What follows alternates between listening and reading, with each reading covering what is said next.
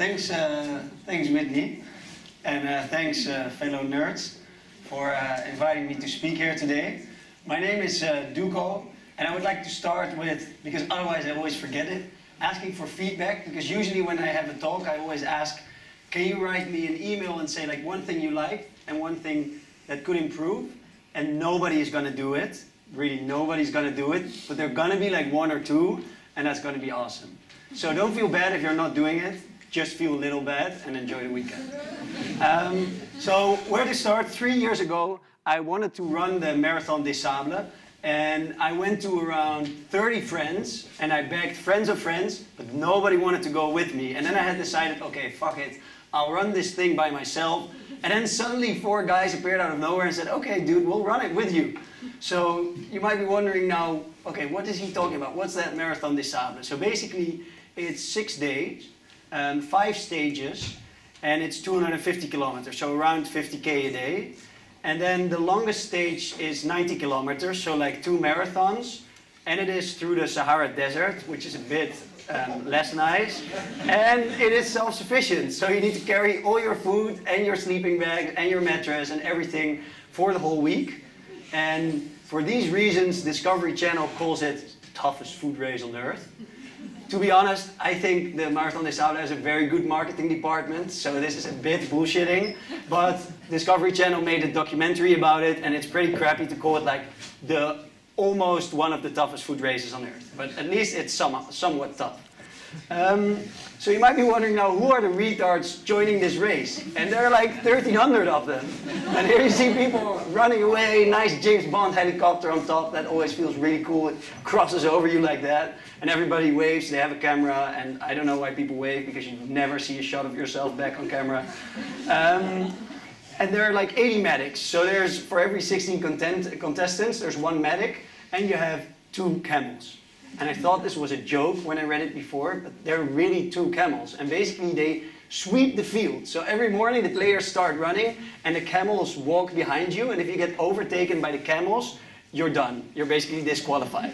And the last day, I hadn't seen these camels for the whole week, but the last day, the top 100 ranking started 1.5 hours later to have around the same finish time for the last marathon. And then indeed, I passed the camels after like half an hour, and I saw people limping with sticks they found in the desert to stay in front of the camels for the last stage. So there are indeed camels.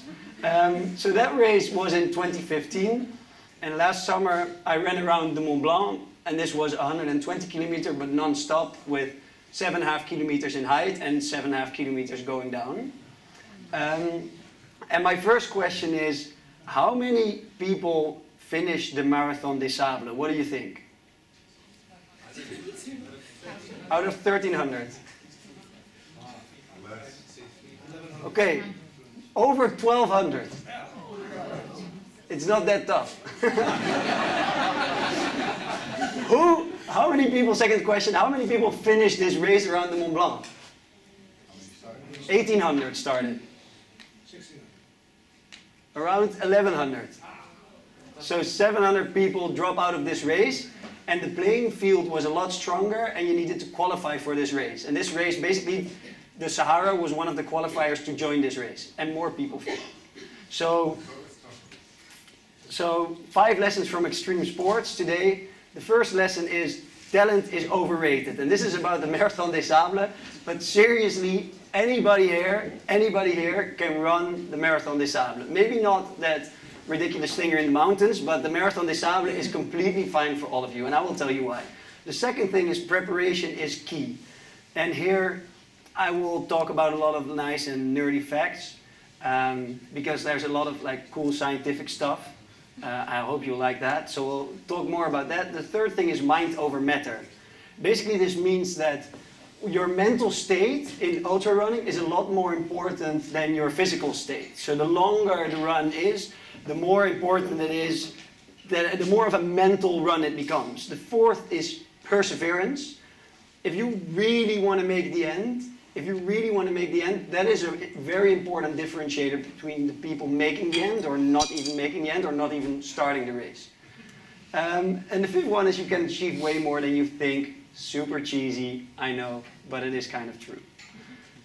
So let's start with talent. And I kind of gave this away, so you have like talent, training, preparation, perseverance. What percentage is talent, do you think? Okay, one. I gave one because some people like have broken knees or their legs don't work, but all the other 99% can go through the Marathon des Sables. The second thing is training. Oh, I clicked already.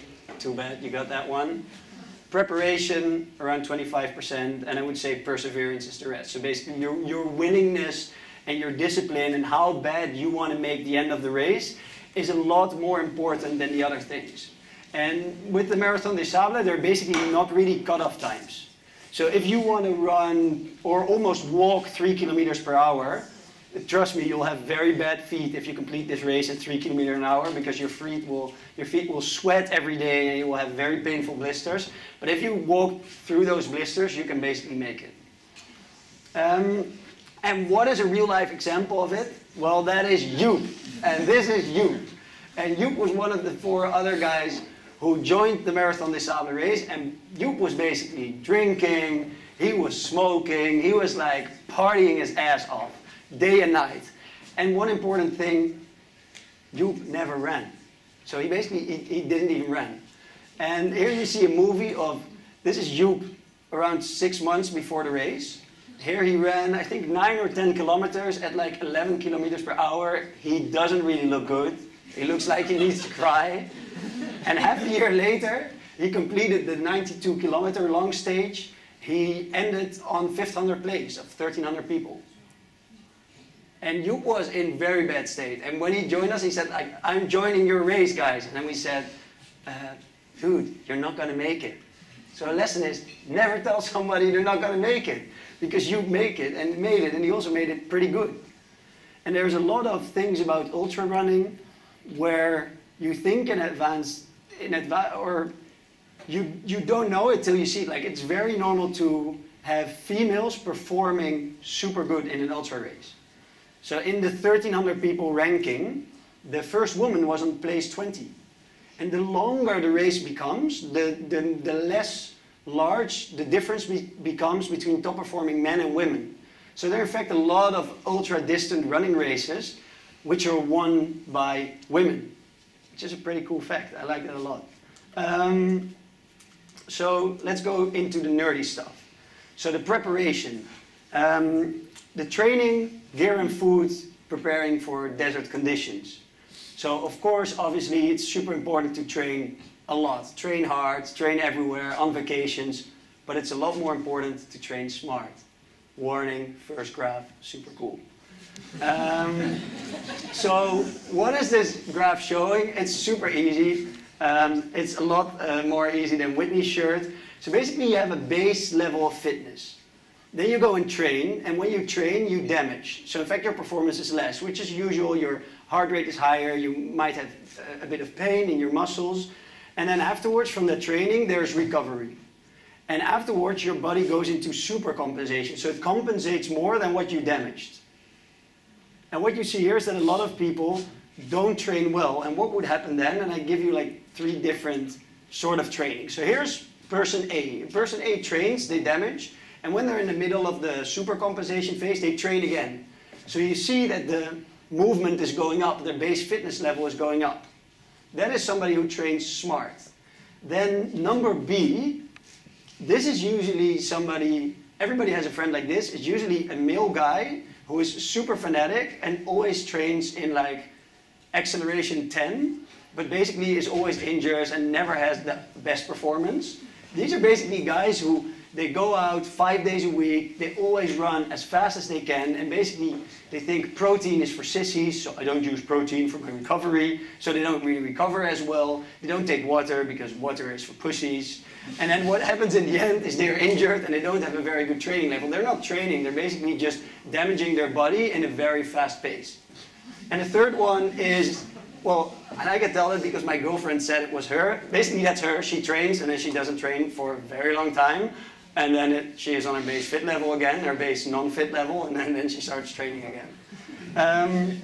So now you know it's not only important to train hard, but also to train smart. Invest in your recovery. If you go for longer than an hour, drink well, eat well. So next question, Well, here's, by the way, so this is how you recover your muscles to keep them nice and flexible. So we know how to train smart now. But what's important to train in endurance, like taking a step back, what are we training? And the most important, like the golden standard for your fitness is your VO2 max. And basically, your VO2 max is the amount of oxygen that your body can take per kilogram of weight in a minute. And to put it not in a formula, but for some people, for the alphas in the room, maximum amount of oxygen the body can take in and use in 1 minute. And that is, it gives an accurate idea of how well a person's body can perform over a long period of time and how intense they will be able to perform. And what do you need to do to have a high VO2 max? Well, not a lot. You need to choose your parents wisely because it's like, for a high part, it's just DNA. Like, great biathletes have a VO2 max of 90, and in general, people have a VO2 max of 45. So it's basically, you can only train it 10 to 25%. So have a look at the science behind it. What are the 4 systems that add a lot to your VO2 max? And these were my results in 2013 before I started training. So my VO2 max on top is like 65. Then you have the volume of your heartbeats, lung ventilation, your efficiency, and your anaerobe threshold. And this anaerobe threshold is something you can train. So now it becomes more interesting.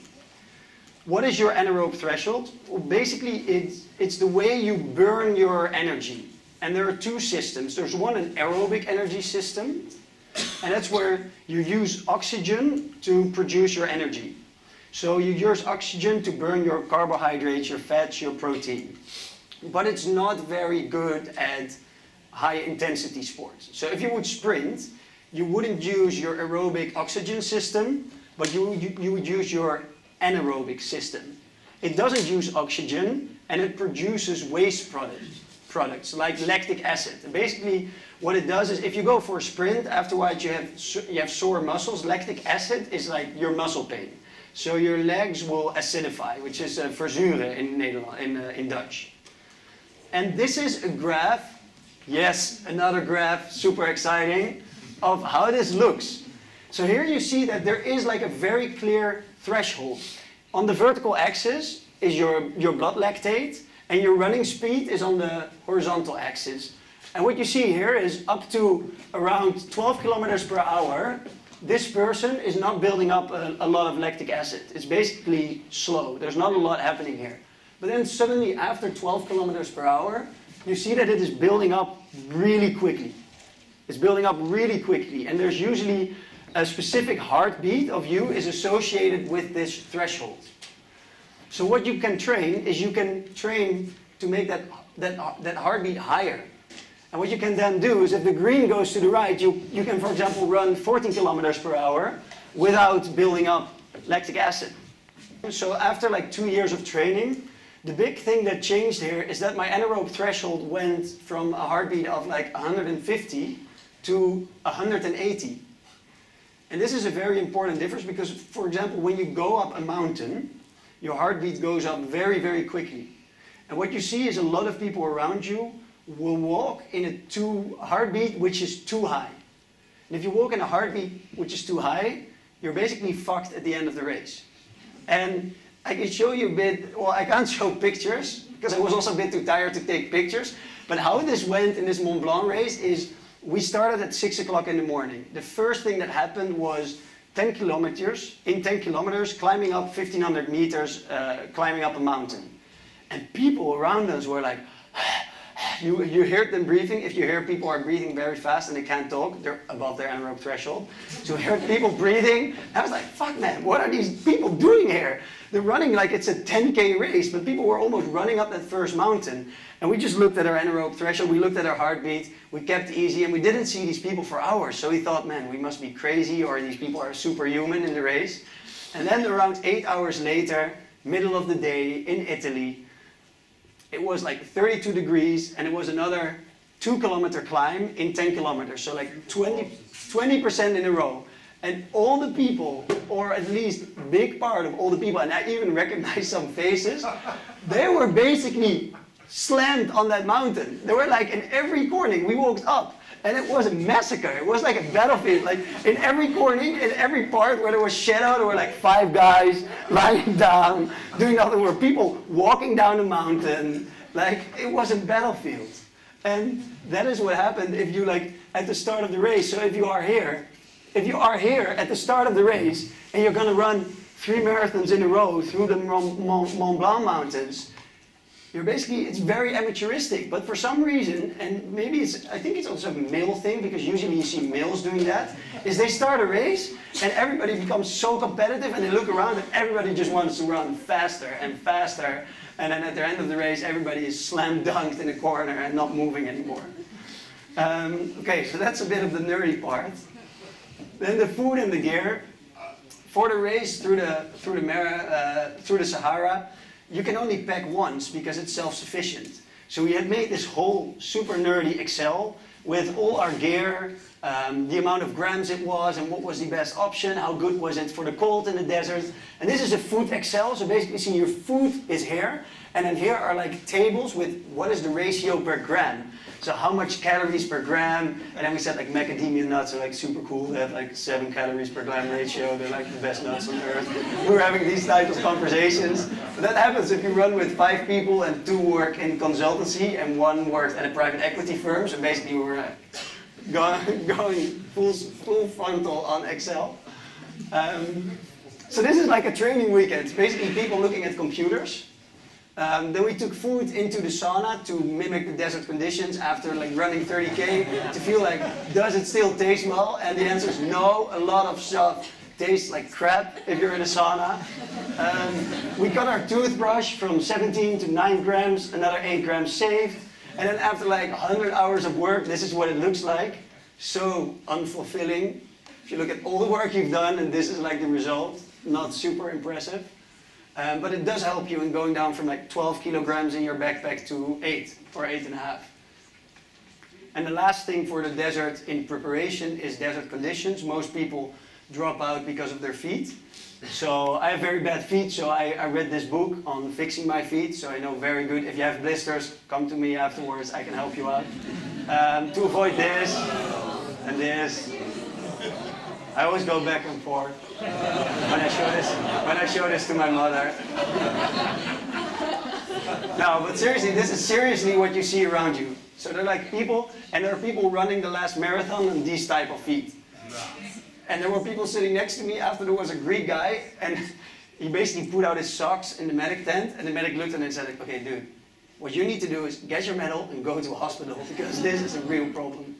So the third thing, and how much time have I got with me? I have no clue. Oh, 4 minutes. Okay, I'll speed up a bit. Mind over matter. So very quickly, the first day, it's a short one. The second day has a lot of mountains in the desert. The third day, we're still smiling. It's probably just for the picture. Day 4 is that long stage. And to give some more numbers, because nerds like numbers, sorry, there's no 73 in here. 92 kilometers. It's if you're like without wind, it can go up to 50 degrees. And you basically drink 20 liters of water. People once asked me how warm is running in 50 degrees, and my best answer, or what I think it's my best answer, it's like, imagine drinking 14 liters of water and never taking a piss. That's how hot it is.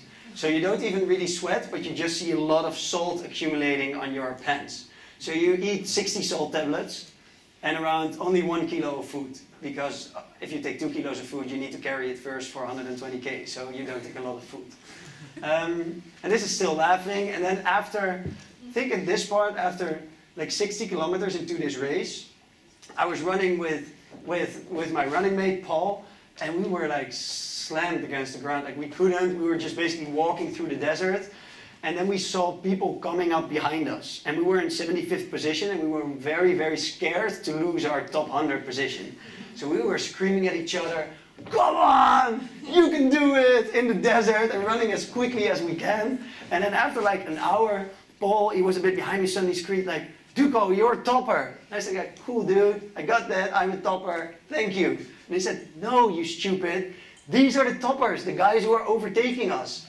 And what had happened, the top 50 started 3 hours later. And the guys who had been overtaking us were basically the number 1 and 2. So we had been chased by the number 1 and 2 for like an hour, because you can see for kilometers in the desert. They were overtaking us, and they were basically super chill and easy. They weren't even looking tired. These were guys who had won the New York Marathon and the London Marathon. So they were overtaking us. And it was such a beautiful moment, because we couldn't stop laughing, and these guys were looking at us, and we started screaming, "These are the toppers! Nah, no man!"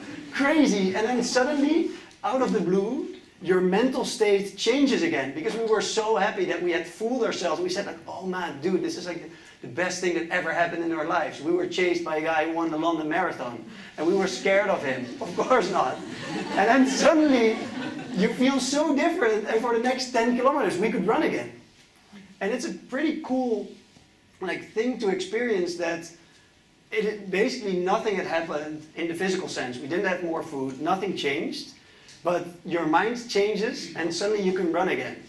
And that is a very important thing. The longer the races become, the more frequent you have these moments. It's what people say about a marathon. It's about how good do you perform in your best moments. But in an endurance run, it's more how good do you perform when you're in a very, very bad moment.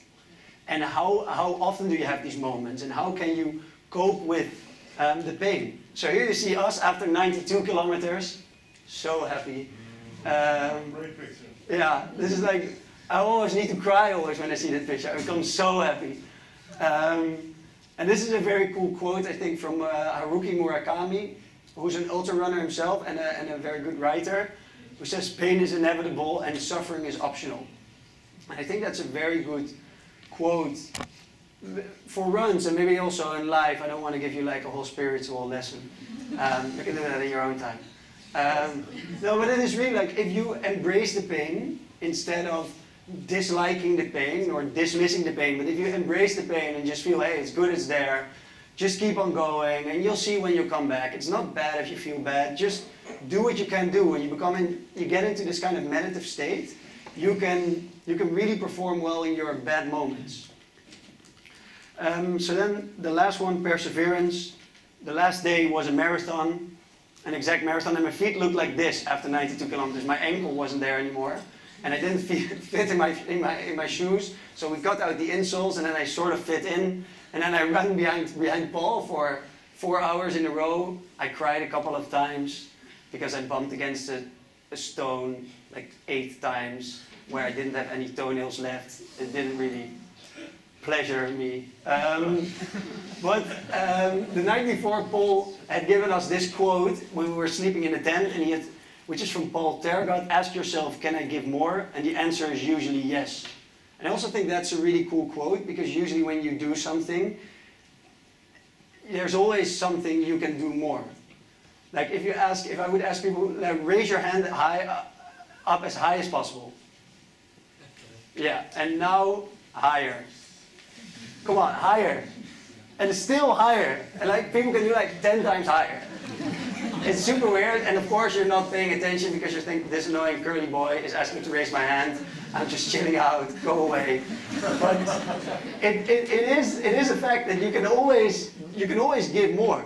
Like there's almost never a moment that you can't give more. So this is something I was very proud of, that we ran the last marathon in like 4 hours and 15 minutes through the desert. It's probably my race performance I'm most happy with, also because it was rather painful. And then, well, this is the finish line. This is a bit of, it's like what happens in the week afterwards. If you want, I can send you the picture, you can frame it, hang it in your kitchen. No props, I don't have copyright. So these are the lessons. Talent is overrated. Everybody can run through the desert. And that is, if you are able to cope with the pain, you can do it all. Preparation is key, all the nerdy stuff. Mind is more important than your physical perseverance, and you can achieve a lot more than you think. Sorry, I took a lot more time also here. But that was basically it. If you have feedback, like the 2 people who have feedback, thanks for sending it.